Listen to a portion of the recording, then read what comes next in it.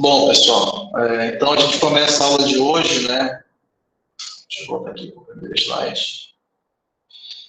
Mostrando que agora a gente vai entrar num tópico que é um tópico essencial, né? Estou precisando de vocês, que para engenharia de software 1, modelagem orientada a objetos, né? Então, e esse termo não é à toa, tá? Modelagem.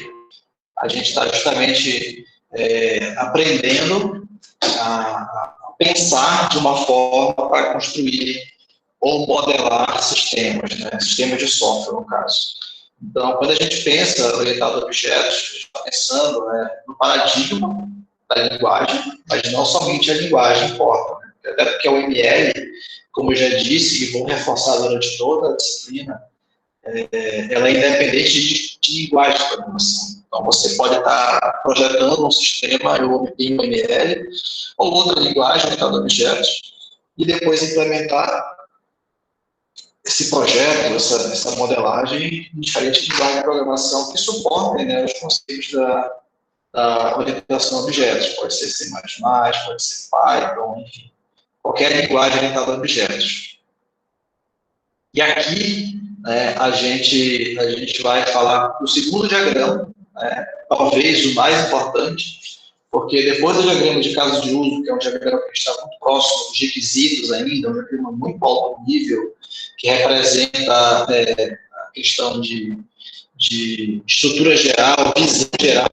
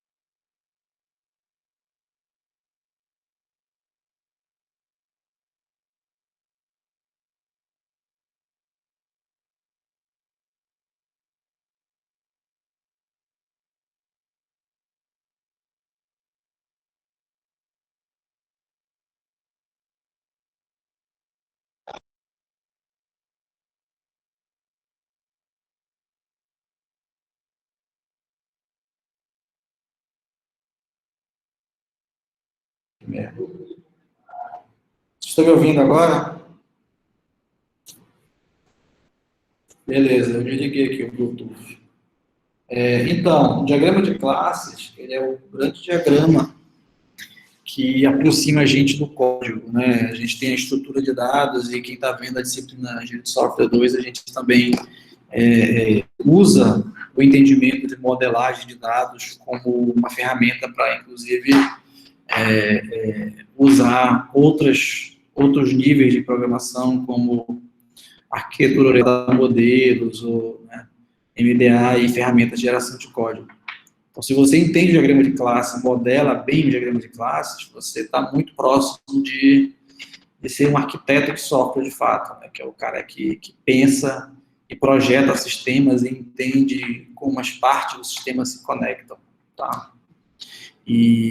Mas, enfim, vamos começar pelo básico. Então, o propósito do diagrama de classe é que a gente represente, né, principalmente os dados, de acordo com o conceito de orientação a objetos, herança, etc.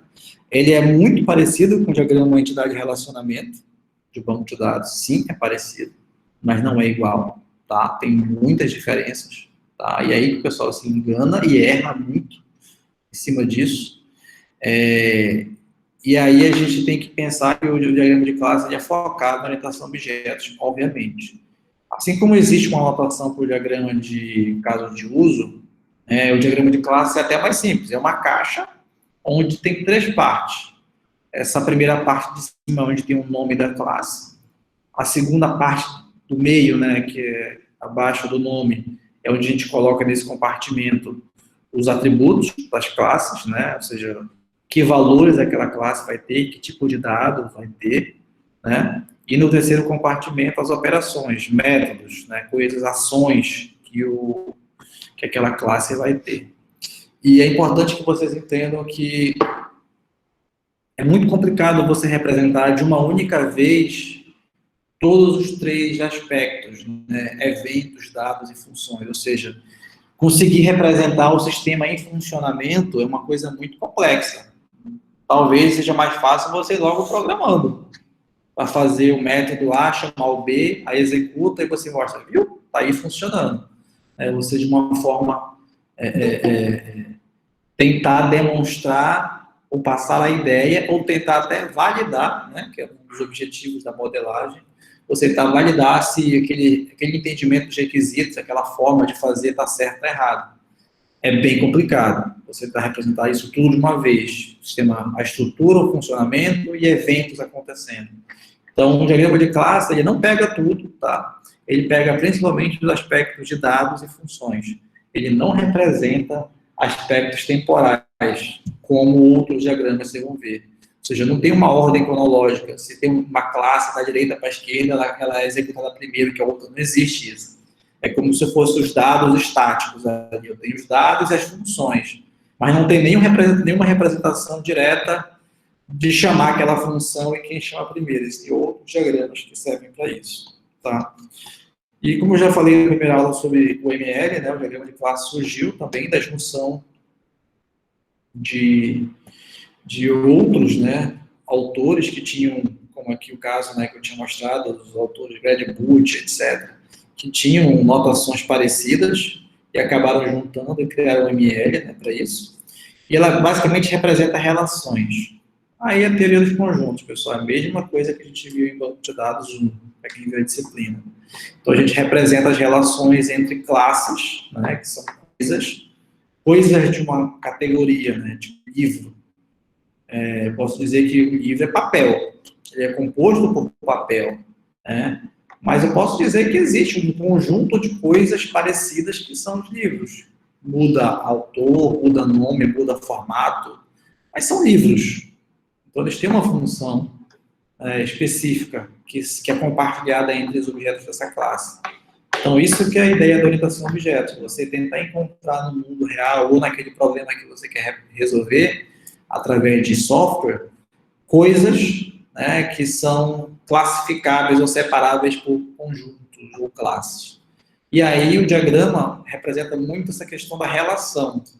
Ou seja, quanto da classe A está ligado com a B. Não é somente representar a classe livro, mas dizer quem é o autor do livro, quem leu o livro, onde aquele livro foi vendido, que já tem outra classe envolvida aí, que é a classe da livraria, né? Ou das lojas, como foi pago aquele livro, forma de pagamento. Então, essas relações que, de fato, não geram a inteligência, né? Se a gente for pensar hoje em mineração de dados, se fala muito, né, sobre isso e tudo, mas se eu não tiver as relações entre os dados, se eu tiver só o dado isolado, não serve de nada aquela informação, né? Aquele dado não vai gerar, de fato, informação e conhecimento. Como é que eu vou saber que, no fim das contas, era um jovem de 30 anos ou mais que estavam mais comprando o livro do Harry Potter, mais do que as crianças? Como é que ele ia adivinhar? Porque ele tinha esses dados do livro e do comprador, e um mini cadastro do comprador para saber qual a idade dele, data de nascimento, coisa do tipo, para ele comparar isso e chegar num conhecimento, né, alguma coisa do tipo. Então, só com a junção, né, das relações entre os dados é possível isso acontecer. Então, por isso que a primeira coisa que a gente está representando aqui são duas classes, né? Ó, a classe livro e a classe pessoa, e a relação, ou seja, uma seta. Quando eu represento uma seta ligando duas classes, e vejo que, não sei se eu falei isso claramente, mas olha aqui essa questão, tá, pessoal? Assim como no diagrama de casos de uso, a gente tem como ir fazendo esse diagrama aos poucos, ou seja, adicionando novas informações conforme o diagrama vai sendo lapidado, né, a gente vai obtendo mais requisitos. Aqui é a mesma coisa, a gente pode ter somente o nome da classe e os outros dois compartimentos, que é o atributo e operações, como opcionais. Conforme a gente vai obtendo mais informações, a gente vai preenchendo eles. Por isso que nesse diagrama eu tenho somente livro e pessoa, só o compartimento de cima, e os outros dois compartimentos aqui estão suprimidos, porque não tem informação, né? Não tem as informações do livro, os atributos, nem métodos que o livro possui, né? Que a classe livro possui. Assim como existe no diagrama de classes ou diagrama de banco de dados ER, aqui também existe a multiplicidade das associações, ou seja, 1 para N para N, 1 para 1, etc. Então, aqui eu tenho também a multiplicidade. E também é possível criar um rótulo para aquela associação, ou seja, colocar... Aí existe uma ordem de leitura, né, de direita para esquerda, esquerda para direita, na verdade. Então, o livro é escrito por uma pessoa, ou seja, da esquerda para a direita eu estou lendo e criando rótulo. Não uma pessoa escreveu o livro, não é escreveu, né, o rótulo da esquerda para a direita. Foi escrito por. Tá? Isso é uma regra que muita gente erra. Muito fácil, o pessoal erra muito isso. Além disso, né, como isso que eu já comentei, né, a questão da ordem. Então, a ideia, né, é a gente representar justamente as informações e como elas estão associadas. Então, quer dizer que um livro, tá? Um livro tem um ou mais pessoas que escreveram aquele livro. Então, o menor grau é pontinho, pontinho, o maior grau é asterisco, ou seja, uma ou mais pessoas escrevem um livro, são autoras daquele livro. Quer dizer que ele não é opcional. Isso confunde muito. O que é opcional? Opcional é quando eu tenho a chance de não fazer, né, de não ter. Como é o caso do próprio diagrama, que eu não tenho a caixinha aqui eu não tenho aqui a caixinha dos atributos e dos métodos, porque é opcional. Nesse caso aqui, entre livro e pessoa, como tem um como mínimo, quer dizer que, né, ele é obrigatório ter um e, no mais, asterisco, infinito, mas tem que ter, no mínimo, um autor, o livro. E uma pessoa tem zero ou pontinho, pontinho, asterisco, ou seja, uma pessoa pode não escrever nenhum livro, né? A pessoa pode não é obrigatório uma pessoa ser autora do livro. Mas se ela for autora, ela pode ser autora de N livros, né? Mas o mínimo é zero, tá? Então vejam aí a questão da cardinalidade, a multiplicidade no caso, né, como a gente chama em diagrama de classes, tá? E aí eu já tinha comentado a questão de classes, né, que são as coisas, né? Um padrão muito utilizado, na verdade é estranho você não encontrar assim, é você botar o nome da classe como plural, tá errado, assim, não foge do convencional.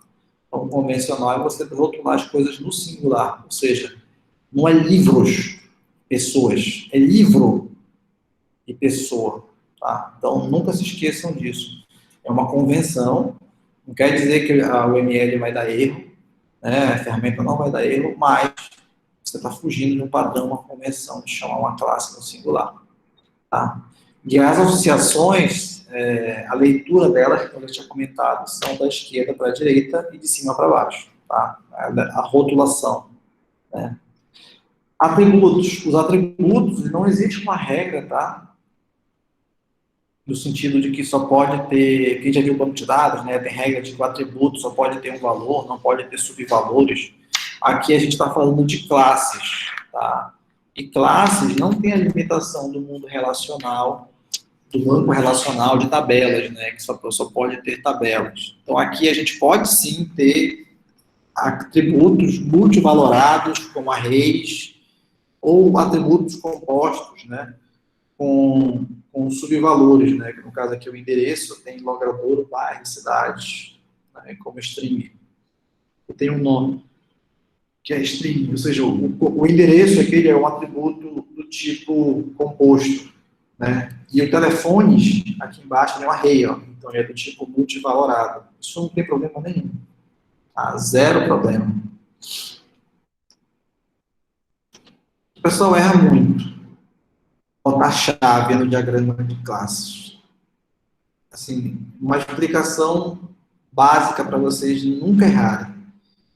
O diagrama de classes, ou qualquer diagrama que esteja relacionado com orientação a objetos, ele considera um princípio básico de qualquer linguagem de programação orientada a objetos, que é você ter, né, a ideia do objeto, ele implicitamente, quando ele é carregado na memória, ele é criado uma chave para ele, ou seja, um ID único, né, normalmente é um hash, né, um código gerado na memória ali, que não tem como aquele objeto ser confundido com o outro.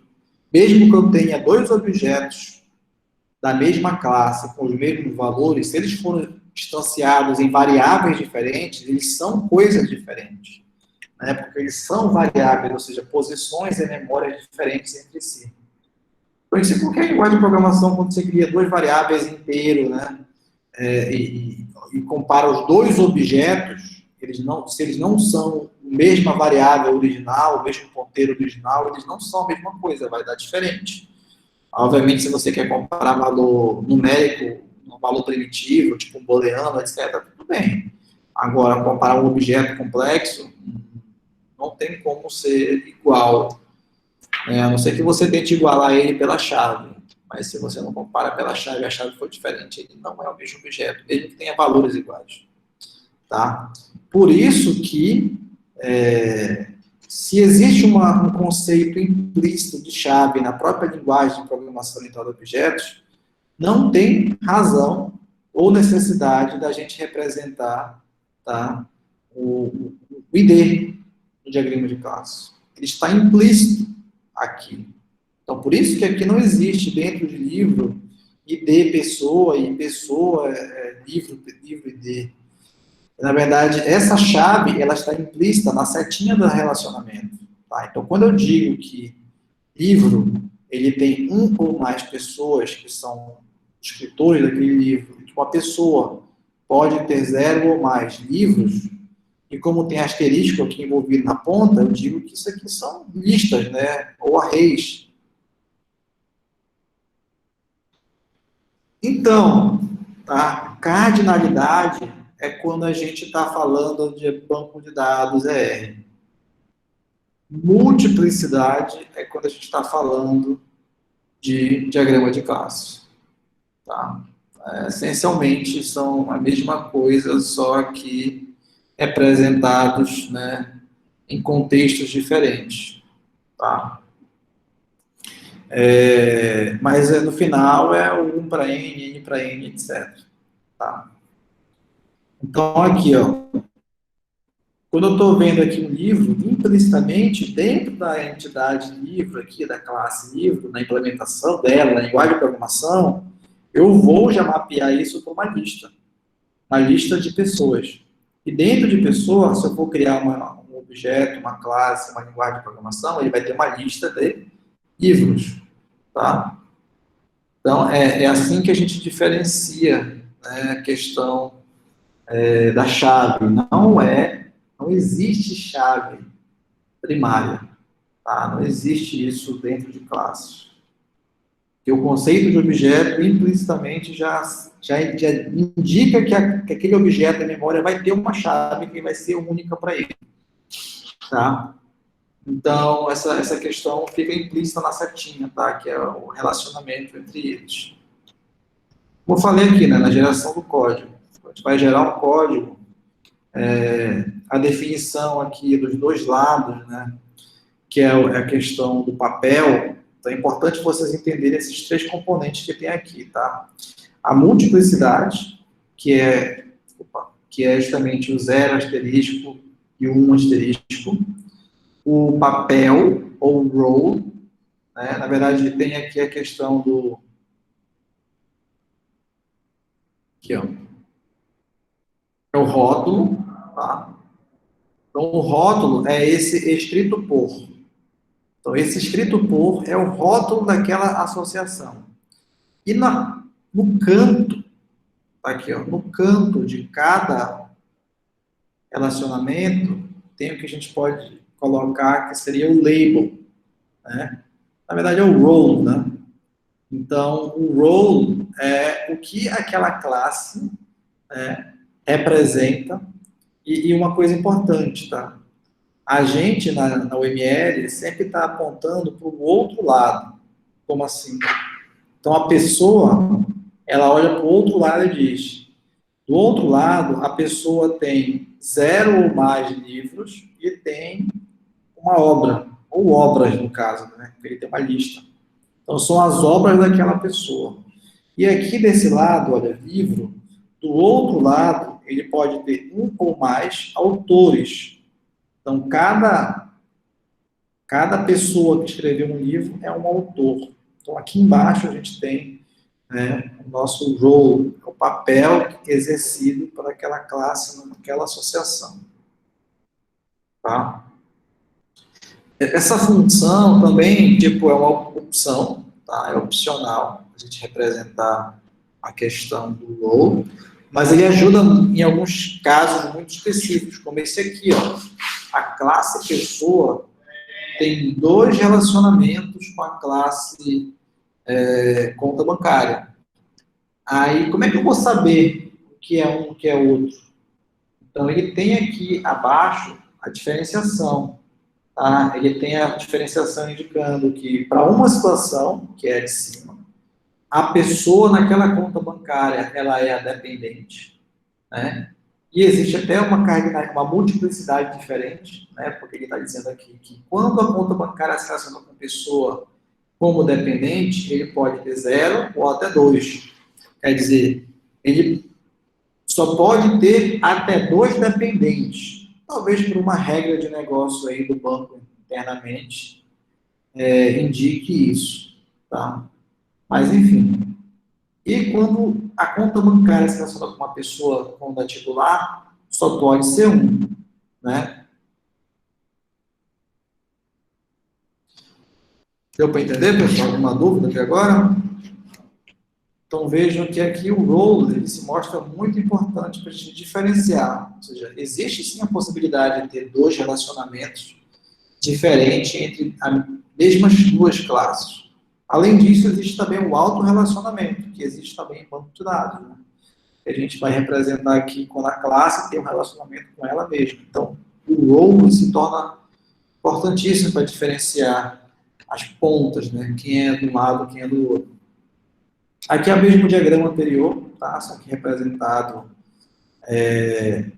numa outra notação, né? Na outra ferramenta do ML, mas é a mesma coisa, tá? E você vê aí que nesse caso aqui, ó, anterior aqui que eu estava representando, como era opcional, né? Aqui, ó, livro, pessoa, só representou o nome.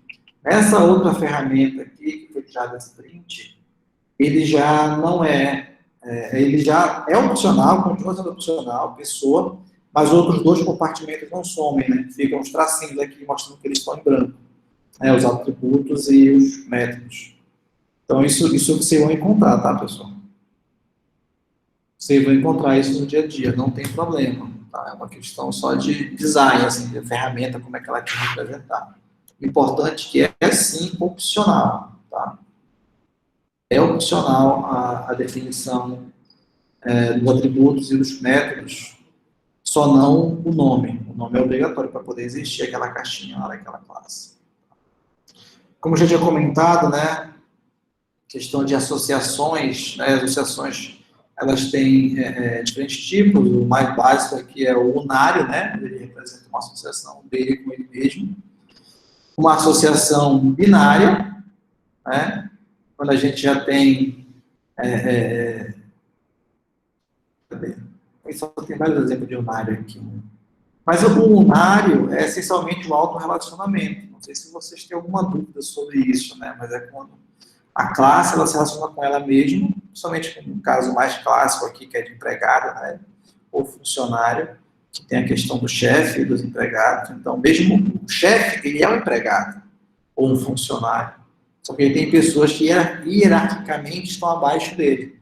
Então, existe um relacionamento aí entre a mesma classe, né? Tá? Isso aí é questão da associação unária. A outra questão importante, e isso cai em prova. Isso muita gente erra, e a pessoa errou na prova passada, com certeza, pelo que eu estou lembrado. Tá?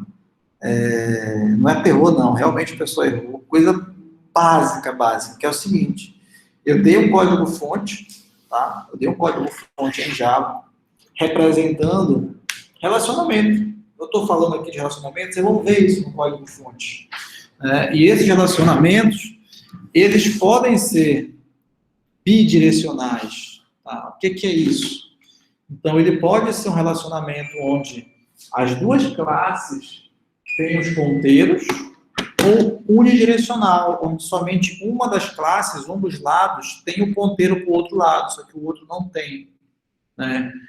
Aqui nesse exemplo, né? Deixa eu pegar o exemplo anterior.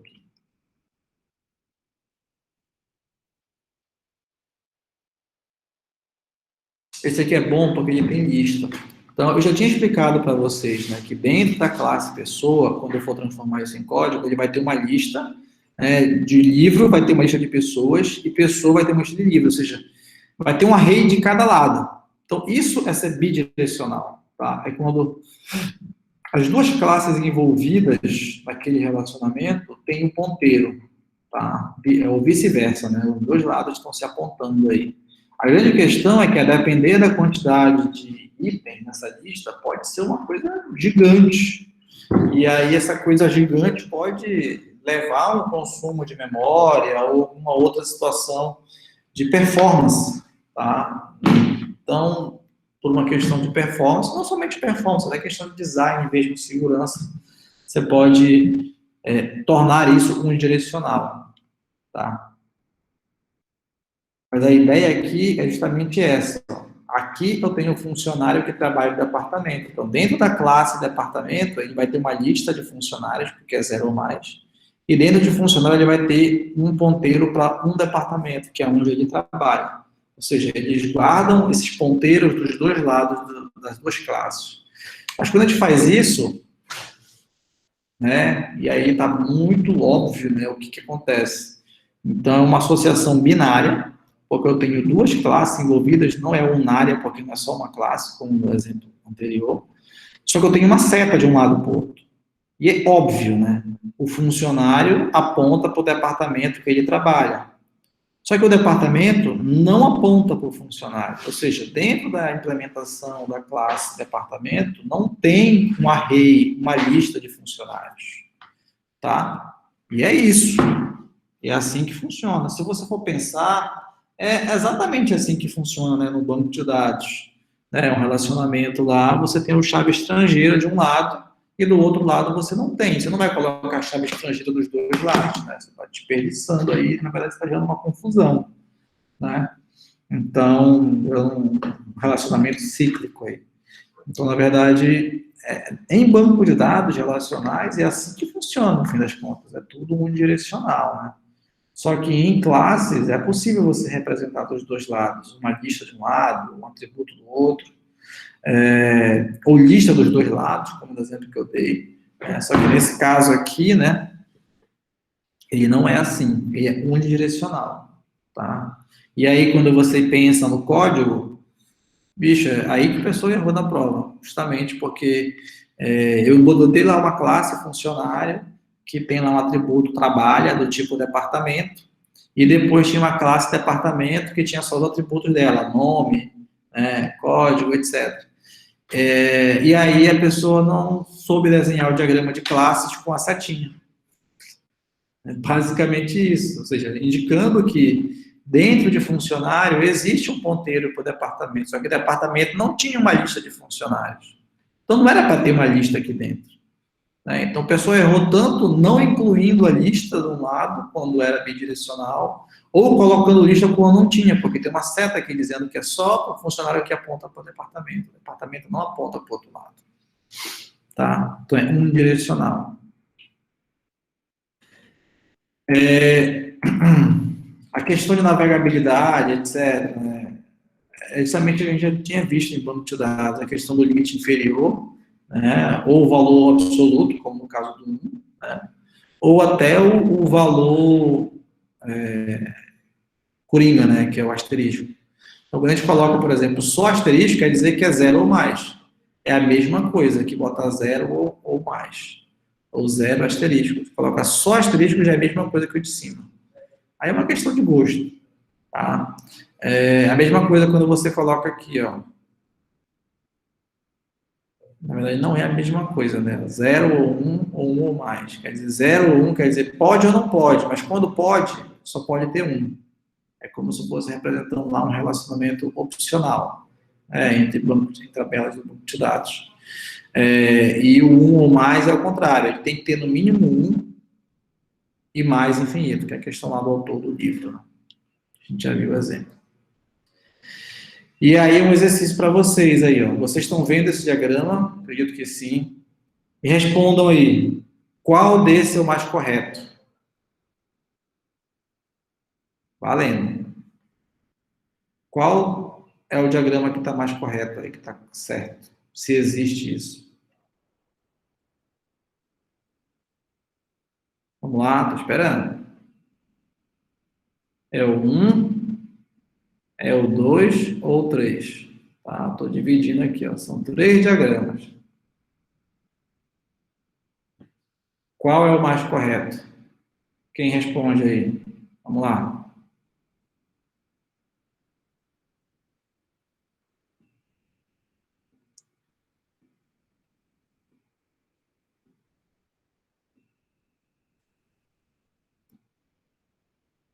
Três, 3, 2. Alguém liga o microfone e justifica a sua resposta?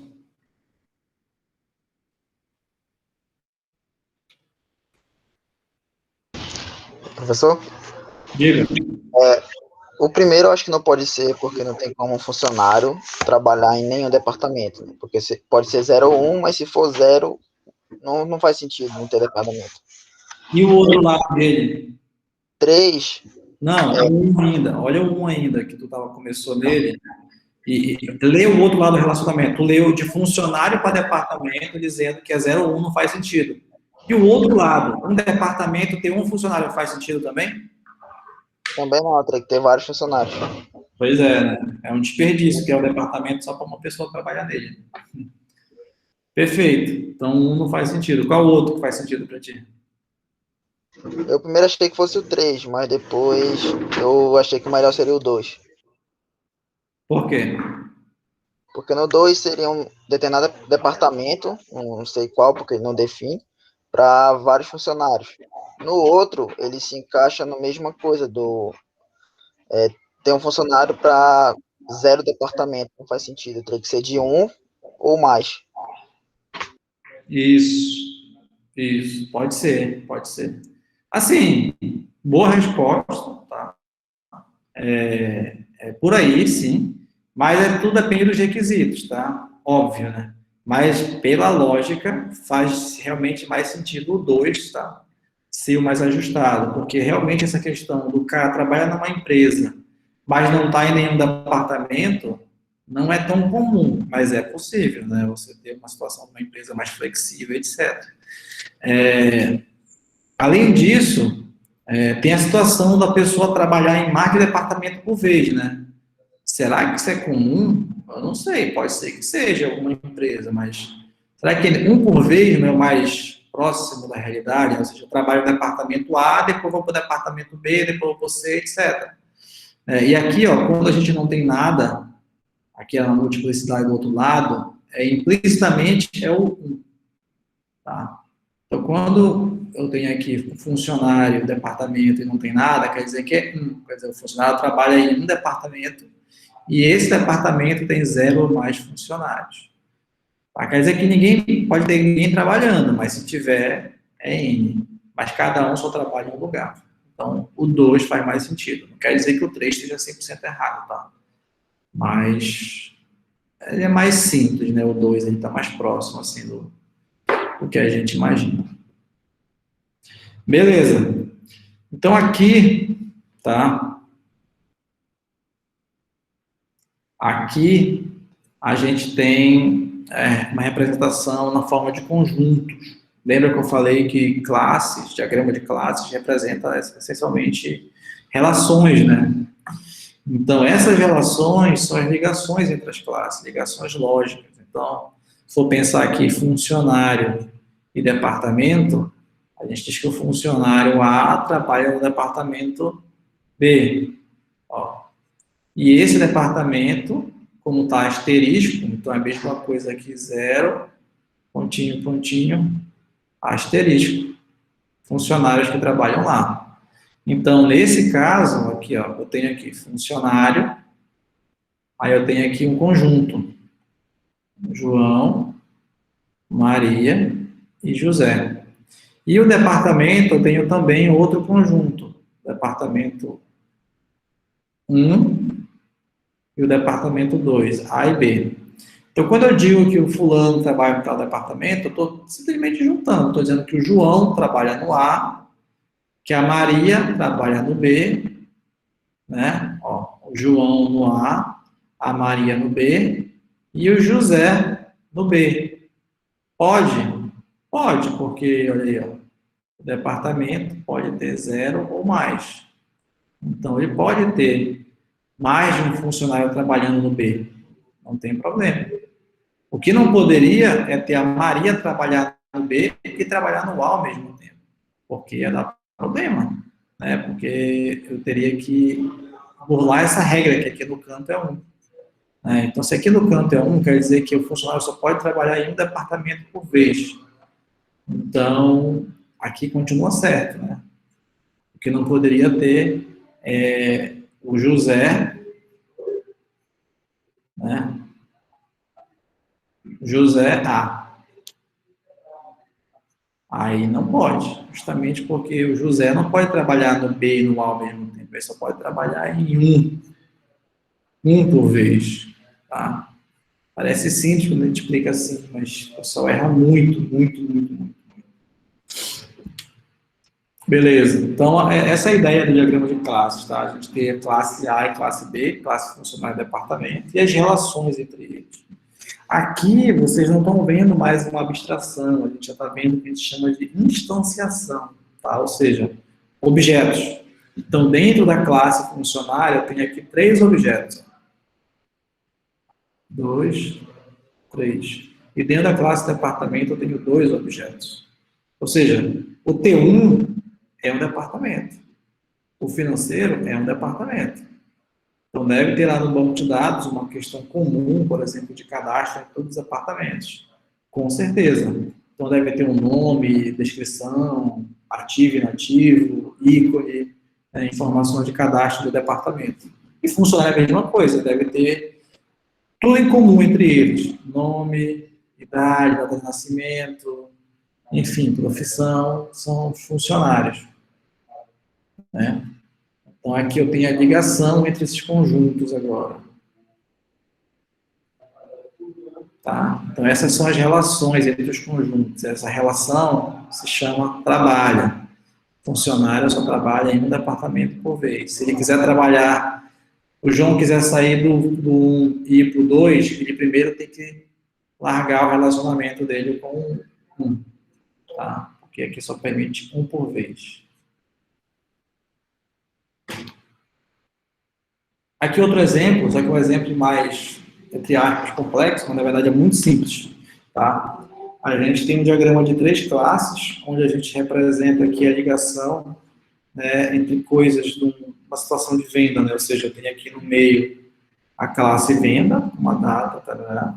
Eu tenho o vendedor, que é quem de fato realizou a venda, né? E eu tenho uma parte financeira relacionada com a venda, que pode ser basicamente a parte de cartão, PF, boleto, por aí vai. Tá? E quando a gente vai representar coisas que são um pouco mais complexas, que a gente precisa guardar dados, não somente da operação em si, mas também das coisas que acontecem ao redor, né? A gente tem o poder de criar o que a gente chama aqui de classe associativa, ou seja, uma classe que acaba surgindo da necessidade de mais informações para o relacionamento. Então, vamos supor que eu tenho um relacionamento da classe pessoa, no caso aqui aluno, né? Que é uma pessoa também. com a disciplina. Mas eu não me interessa só saber que fulano fez tal disciplina. Me interessa também, no caso, me interessa, eu digo, siga, né? Ele se interessa também por outras informações, como quando que de fato ele começou a matrícula, porque isso, no caso aqui, tem a ver com o semestre, né? Porque como é que eu vou saber que aquele cara cumpriu, porque ele está ali há 3 anos na mesma disciplina, né? Então, data de início, eu quero saber o conceito final, qual foi a frequência, quantidade de faltas.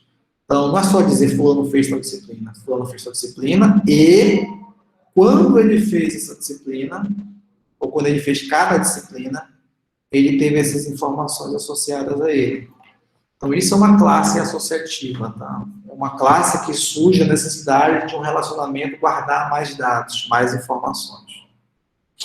Tá? Aí ela serve aqui para várias situações, aqui um exemplo de autorrelacionamento, né? Relacionamento entre duas classes. E nesse autorrelacionamento você tem aqui a definição, né, de uma classe associativa aqui. Então, como é que eu sei que é uma classe associativa? Porque tem esse pontinho, pontinho, pontinho aqui. Ó. Então, esse pontinho, pontinho, pontinho ligado a ele. Né? E aqui eu guardo as informações. Então, como se fosse uma pessoa casando com outra pessoa. De um lado é esposo, do outro lado é marido. E nesse caso aqui, né, quando eles se casam, ele guarda as seguintes informações: a data do casamento e qual foi o regime de comunhão de bens aí desse casamento. Tá? É uma informação que só existe se existir a ligação primeiro. Então, como existe ligação, vai existir a oportunidade aqui de você colocar mais dados sobre aquilo, uma associativa. Tá? É que nem você representar um hino para N num modelo ER, para quem fez banco de dados recentemente. É a mesma coisa. Tá? Mesma coisa. E aqui o diagrama de classes, né? Representando o exemplo. E aqui o exemplo de classe associativa, né? Entre uma venda e uma transação financeira, eu tenho aqui um financeiro, né? Que é basicamente um extrato do lastro das operações que foram realizadas, né? Esse financeiro. E a data também, né? Um log do que está acontecendo no sistema. Então, essas classes especiais que estão penduradas, né, entre aspas, em relacionamentos, são conhecidas como classes associativas, né? E é importante, né, que a gente, nem toda linguagem, a grande maioria da linguagem de programação, não existe isso. Algumas têm, tá? Como Ada e outra linguagem que eu ouvi falar, que tem esse conceito de classe associativa nativa, ou seja, você coloca lá associative class, não sei o que, e vai representar. No Java isso não existe, tá? Assim como no PHP, né? PHP é dado objetos e outra linguagem. Então, nesse caso específico, né, a gente precisa transformar os dados de um diagrama que está lá com a classe associativa em um diagrama que aquela classe associativa se transforma, entre aspas, numa classe normal. Tá? E é um processo muito fácil. Tá? É um processo onde a gente tem aqui, ó, aluno e disciplina. E tem a associativa, que é matrícula. Então, quando o aluno vai fazer disciplina, ele tem uma classe que é a matrícula. Como é que é a transformação? É quase um passe de mágica. Essas coisas que estão aqui na ponta, elas deslizam para o meio. É como se eu rachasse no meio aqui esse relacionamento. E ele virasse 2. E aí o que estava aqui na ponta, 0, asterisco vem aqui para a ponta do lado, deslizou. Aqui fica 0, asterisco, deslizou. E a ponta que era 0, asterisco, fica 1. E aí vira isso aqui, ó. E deslizou para cá, deslizou para cá. Aí aqui que era 0, asterisco, ficou 1. E aqui ficou 1. Então essa que era uma classe associativa virou uma classe normal agora. Então, a ponta de lá, que era 0 asterisco, desceu, virou 0 asterisco, e a outra ponta virou 1. Tá? Então, é assim a transformação entre uma classe associativa e uma classe normal, né? Ou seja, Não tem essa limitação por conta de algumas linguagens de programação não terem essa forma de tratar associativo e classe. Tem que transformar numa classe comum. Nenhuma dúvida, pessoal, até agora? Tudo certo?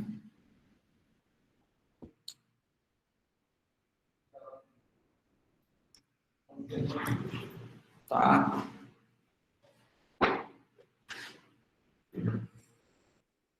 Então, aqui é um outro exemplo de classe associativa, tá? E aqui, ó, tá aqui, ó, tá ligada. E aqui tem um pontilhado. Então, por isso que eu sei que entre esses dois, essa classe é a classe associativa. E a associativa também tem uma ligação com outra aqui. Como é que é a transformação? Então, do lado de cá, ó, esse aqui vem para essa ponta, esse aqui vem para essa ponta, e a ponta de cá fica 1. Então, que era justamente a ligação entre item acervo, empréstimo e devolução. Então, tá aqui, ó, item acervo, devolução e empréstimo. Então, item acervo tinha do lado dele, tá aqui. Então, desceu, desceu. Tá?